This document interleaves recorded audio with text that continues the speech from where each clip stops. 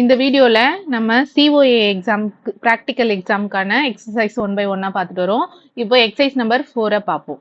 இதுல வந்து 3 டாபிக் இருக்கு. 3 டாபிக்கை நம்ம 1 by 1 பார்ப்போம். அதுக்கு முன்னாடி இது போல யூஸ்ஃபுல்லான வீடியோஸை தொடர்ந்து நம்ம சேனலை பார்க்க நம்ம சேனலை சப்ஸ்கிரைப் பண்ணிக்கோங்க. இதுக்கு முன்னாடி இருக்க எக்ஸசைஸ் எல்லாமே பிளேலிஸ்ட்ல இருக்கு, செக் அவுட் பண்ணிக்கோங்க. ஃபர்ஸ்ட் வந்து creating and removing folders, renaming folders and files இதை பார்க்க போறோம். இப்போ நம்ம விண்டோஸ்லயே ஒரு நியூ ஃபோல்டரை கிரியேட் பண்ணலாம். ஓகேங்களா? இப்போ டெஸ்க்டாப்ல இங்க பாருங்க, ரைட் கிளிக் பண்ணிட்டு நியூ இருக்கு இல்லைங்களா, நியூவை செலக்ட் பண்ணீங்க அப்படின்னா ஃபோல்டர்ஸ் காட்டும். ஓகேங்களா? இதுல நீங்க ஃபோல்டரை செலக்ட் பண்ணீங்க அப்படின்னா இங்கேயே வந்து ஃபோல்டர் ஒன்று உங்களுக்கு கிரியேட் ஆயிடுச்சு. இப்படி கிரியேட் ஆகிற ஃபோல்டர்ல இது மாதிரி கிரியேட் பண்ணீங்க அப்படின்னா இங்கேயே நேமும் கேட்கும். இப்போ இங்கேயே நீங்க நேமையும் செலக்ட் நீங்க டைப் பண்ணிக்கலாம். நான் எக்ஸாம்பிளுக்கு கயல்னு டைப் பண்றேன். டைப் பண்ணிட்டு நீங்க ஓகே கொடுத்துக்கலாம். நெக்ஸ்ட் பாத்தீங்கன்னா இன்னொரு மெத்தட்ல ஃபோல்டர் கிரியேட் பண்ணலாம். கண்ட்ரோல் ஷிஃப்ட் பிளஸ் N கொடுத்தீங்க அப்படின்னா உங்களுக்கு நியூ ஃபோல்டர் ஒன்று கிரியேட் ஆகும். இங்க பாருங்க, கிரியேட் ஆயிடுச்சு நியூ ஃபோல்டர் ஒன்று. இப்போ இங்கேயும் நீங்க நேம கொடுத்துக்கலாம். இப்ப பாருங்க, நான் கயல் 2ன்னு கொடுத்துக்கிறேன். இந்த மாதிரி ஒரு ஃபோல்டரை நீங்க டைப் பண்ணிட்டு என்டர் கொடுத்தீங்கன்னா உங்களுக்கு சேவ் ஆயிடும் ஃபோல்டர். இப்போ இந்த மாதிரி டெஸ்க்டாப்ல 2 மெத்தட்ல எப்படி ஒரு நியூ ஃபோல்டர் கிரியேட் பண்றதுன்னு பார்த்தோம். அடுத்து மை கம்ப்யூட்டர்ல ஒரு டிரைவ்க்குள்ள போயிட்டு எப்படி நியூ ஃபோல்டர் கிரியேட் பண்ணலான்றத பார்ப்போம். மை கம்ப்யூட்டருக்குள்ள போயிடுங்க. போயிட்டு நம்மளாவது ஒரு டிரைவ்க்குள்ள போயிட்டு இப்ப பாருங்க, ஒரு டிரைவ் செலக்ட் பண்ணிட்டீங்க. அதுக்குள்ள போயிட்டு நியூ ஆப்ஷன் ஒன்னு இருக்கு இல்லைங்களா, இங்க மேல நியூன்னு இருக்கு இல்லைங்களா, இந்த நியூவை செலக்ட் பண்ணீங்க அப்படின்னா அது பாருங்க ஃபோல்டர் ஒன்று இருக்கு. இந்த ஃபோல்டரை நீங்க கிளிக் பண்ணீங்க அப்படின்னா இங்கேயே உங்களுக்கு ஒரு நியூ ஃபோல்டர் கிரியேட் ஆயிடும். இதுக்கு நீங்க நேமிங்கும் கொடுத்துக்கலாம்.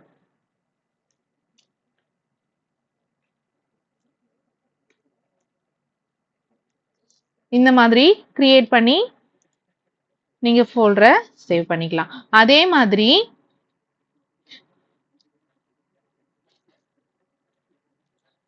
நீங்க இங்க டிரைவ்க்குள்ள இங்க பாருங்க, ரைட் கிளிக் பண்ணி நியூன்னு ஒரு ஆப்ஷன் இருக்கு இல்லைங்களா, இதுக்குள்ள போனீங்க அப்படின்னா ஃபோல்டர்னு வரும். இந்த மெத்தட்லயும் ஒரு நியூ ஃபோல்டரை நீங்க கிரியேட் பண்ணிக்கலாம். இப்போ எப்படிலாம் நம்ம நியூ ஃபோல்டர் கிரியேட் பண்றோம்ன்றத பார்த்தோம். இப்போ இது இங்க பாருங்க, நிறைய ஃபோல்டர்ஸ் நம்ம இப்போ ஓபன் பண்ணோம். இந்த ஃபோல்டர்ஸ் எல்லாத்தையும் என்ன பண்ணலாம், நம்ம ஒரே ஃபோல்டரா மூவ் பண்ணி வச்சுக்கலாம். இப்போ இங்க பாருங்க, நான் இங்க ஒரு ஃபோல்டர், இப்போ நியூ ஃபோல்டர் கயல் 2 இது எல்லாமே இப்போ ஓபன் பண்ண நியூ ஃபோல்டர்ஸ். இப்போ இந்த நியூ ஃபோல்டர்ஸ் எல்லாத்தையும் சேர்த்து நான் ஒரே ஃபோல்டரா மூவ் பண்ணி வச்சுக்கலாம். இங்க பாருங்க, ஃபோல்டரை லாங் பிரஸ் பண்ணி கர்சர்ல இங்க எடுத்துட்டு வந்து நீங்க வச்சீங்க அப்படின்னா ஒரே ஃபோல்டரா மூவ் ஆயிடும். இப்ப பாருங்க, எல்லா ஃபோல்டரும் என்ன ஆயிடுச்சு, இந்த ஒரு ஃபோல்டருக்குள்ள மூவ் ஆயிடுச்சு. இப்போ இதை நீங்க ஓபன் பண்ணீங்க அப்படின்னா இங்க பாருங்க, மூவ் பண்ண எல்லா ஃபோல்டர்ஸும் இதுல வியூ பண்ணி காட்டும். இப்போ பார்த்தோம்னா நம்ம ஃபோல்டர் எப்படி கிரியேட் பண்ணோம், அதை எப்படி மூவ் பண்ணணும் அப்படின்ற எல்லாத்தையும் பார்த்துட்டோம். இப்போ இதுக்கு ரீநேமிங் பண்ணணும். இப்போ இந்த ஃபோல்டரை செலக்ட் பண்ணிக்கோங்க. செலக்ட் பண்ணிட்டு ரைட் கிளிக் பண்ணீங்க அப்படின்னா இங்க பாருங்க ரீநேம் ஆப்ஷன் இருக்கு.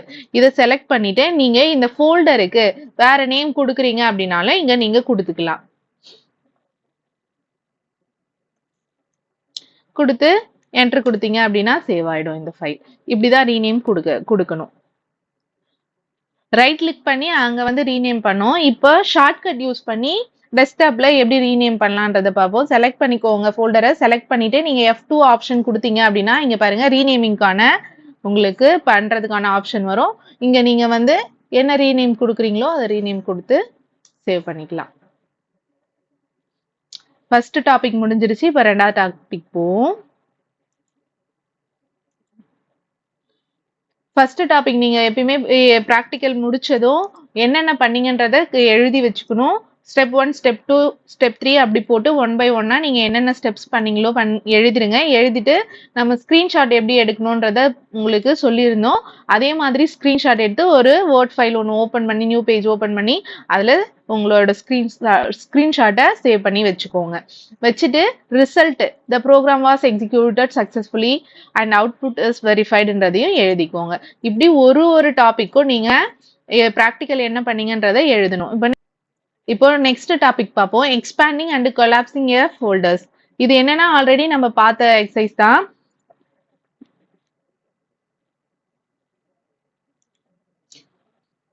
விண்டோஸ் இ கொடுத்துட்டு இங்கே நீங்க என்னென்ன உள்ள இருக்கு, என்னென்ன ஃபைல்ஸ், என்னென்ன டாக்குமெண்ட் வச்சிருக்கீங்கன்றத பார்க்கலாம். அதுக்காக தான் இது. இங்க பாருங்க, இந்த ஆப்ஷனை செலக்ட் பண்ண உடனே இங்க பாருங்க இதுக்குள்ள என்னென்னலாம் இருக்கு அப்படின்றது இங்க ஷோ பண்ணி காட்டுது. இங்க அடுத்து பாத்தீங்க அப்படின்னா இதுக்குள்ள என்னென்ன இருக்கு இங்க இந்த பர்சனல் டேட்டால என்னென்னலாம் வச்சிருக்கோம் அப்படின்றத இங்க ஷோ பண்ணி காட்டுது. இங்க இருந்தே நீங்க உள்ள என்னென்ன டாக்குமெண்ட்ஸ், என்னென்ன ப்ரோக்ராம்ஸ் வச்சிருக்கீங்கன்றத எக்ஸ்பேண்ட் பண்ணி பாக்குறது தான் இந்த டாபிக். டாபிக் என்னன்னு தெரிஞ்சா உங்களுக்கு ரொம்ப ஈஸியா இருக்கும். நெக்ஸ்ட் பாத்தீங்க அப்படின்னா இந்த டாபிக் முடிஞ்சதும் நீங்க என்ன பண்ணுங்க, இதுக்கும் ஸ்டெப் 1 ஸ்டெப் 2 போட்டு எழுதிக்கோங்க. நெக்ஸ்ட் தேர்ட் டாபிக் போவோம். Sorting folders. இப்போ நம்ம தேர்ட் எக்ஸசைஸ்ல நம்ம விண்டோஸ்ல எப்படி ஷார்ட் பண்றதுன்றத பார்த்தோம். அதே மாதிரி ஒரு ஃபோல்டருக்குள்ள இருக்க டாக்குமெண்ட்ஸை எப்படி ஷார்ட் பண்றது அப்படின்றத பார்ப்போம். இப்போ பாருங்க, இந்த ஃபோல்டர்ஸை இங்க பாருங்க ரைட் கிளிக் பண்ணிக்கோங்க. ரைட் கிளிக் பண்ணிட்டு ஷார்ட் பை கொடுத்தீங்க அப்படின்னா இங்க பாருங்க நேம் செலக்ட் பண்ணீங்க அப்படின்னா நேம் வைஸ் இந்த ஃபோல்டர்ஸ் எல்லாமே என்ன ஆகும்னா ஷார்ட் ஆகும். அதுவே இங்க பாருங்க ஷார்ட் பைல போயிட்டு திரும்ப டேட் மாடிஃபைடுன்னு கொடுத்தீங்க அப்படின்னா டேட் வைஸ் நீங்க ரீசெண்டா என்னெல்லாம் பண்ணீங்களோ அது மாடிஃபை பண்ணி காட்டும். அடுத்து பாத்தீங்க அப்படின்னா டைப், என்னென்ன டைப்ல இருக்கு, என்னென்ன டாக்குமெண்ட்ஸ் என்னென்ன டைப்ல எல்லாம் இருக்கு அப்படின்னு மாடிஃபை பண்ணி காட்டுறது தான். அடுத்து சைஸ் வைஸ், அந்த டாக்குமெண்டோட சைஸ் எத்தனை எம்பி, இங்க பாருங்க இது எத்தனை கேபி இருக்கு, எது அதிகமான கேபி இருக்கோ அது மேலேயும், கம்மியா இருக்க கேபிஸ் எல்லாமே கீழே 1 by 1 உங்களுக்கு ஷோ பண்ணி காட்டும். நெக்ஸ்ட் பாத்தீங்க அப்படின்னா சைஸ் பார்த்துட்டோம். அடுத்து பாத்தீங்க அப்படின்னா அசெண்டிங் ஆர்டர். அசெண்டிங்னா உங்களுக்கு மேல A to Z வரைக்கும் வரும். அந்த டைப்ல உங்களுக்கு ஷார்ட் பண்ணி காட்டுது. டிசெண்டிங் ஆர்டர்லயும் காட்டும். இங்க பாருங்க டிசெண்டிங் ஆர்டர்ல காட்டுது. இதுதான் வந்து ஃபோல்டர்ஸை வந்து ஷார்ட் பண்ணி காட்டுறது. இதெல்லாம் ரொம்ப சிம்பிளான எக்ஸசைஸ், ரொம்ப ஈஸியா பண்ணிட்டு நீங்க ஃபுல் மார்க் வாங்குறதுக்கான அதிகமான வாய்ப்பு இருக்கு. இந்த மாதிரி வீடியோஸை நம்ம சேனல்ல தொடர்ந்து பார்க்க நம்ம சேனலை சப்ஸ்கிரைப் பண்ணிக்கோங்க.